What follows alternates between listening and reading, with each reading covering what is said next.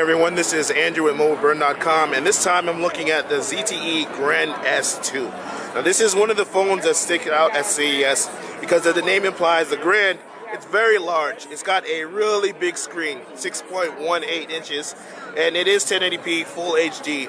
So it looks pretty clear, you don't have any issues, lots of colors, lots of pixel density, so you have no complaints with that. It has a Snapdragon 800 processor, quad-core, about 2.3 gigahertz, so it moves along fairly well, and that's also thanks in part to its 2 gigs of RAM.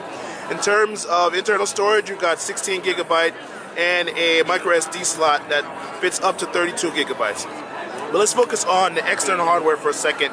It has this interesting texture on the back. It's plastic for sure, but it's not glossy. It's more like a dry polycarbonate type of thing, not as smooth, but it still looks nice.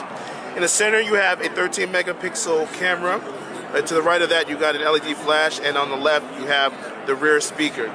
Like we've seen with some other devices in the past couple of years, similar to the Galaxy Note and things like that, it's got the full bezel on the sides, really nice responsive buttons. You got power and volume up here. When you tap them, you feel very comfortable. On the front, you have your indicator light right here, so when you have messages that you can get to that, your earpiece as well.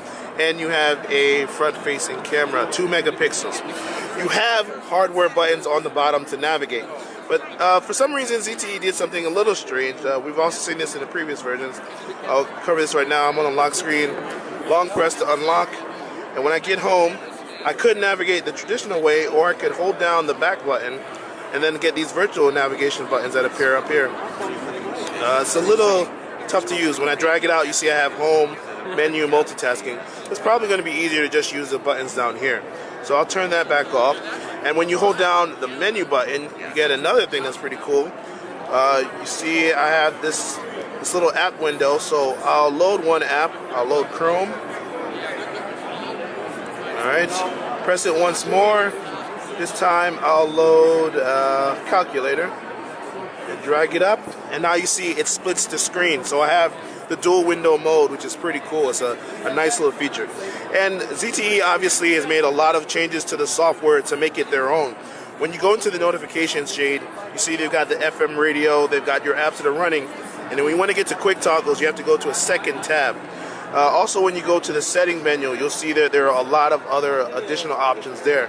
There's a bunch of gestures that they built in, so you can close apps, switch between apps, turn on mute, things like that. And interestingly, let me go to the lock screen. They have a setup that you can actually unlock your phone with your voice. I can't set it up here because there's too much noise here. But like when you go to security and then go to lock screen, you see it has sound unlock. When I tap on that, it lets me set up my own voice, and it'll recognize it in the future to say, all right, that's Andrew, unlock the device, it's just him. Aside from that, the screen is pretty big, like I mentioned, and it supports glove mode, so if you're in winter conditions, I'm leaving 0-degree weather right now, so that'd be nice to not have to take my gloves off to use the device. This is the ZTE Grand S. It's a little on the thick side, but very light, and it's actually comfortable to hold because it's so slim, despite the large screen size. So this is Andrew with MobileBurn.com taking a look at the Grand S II. For more information, be sure to click the link in the description below. Thanks for watching.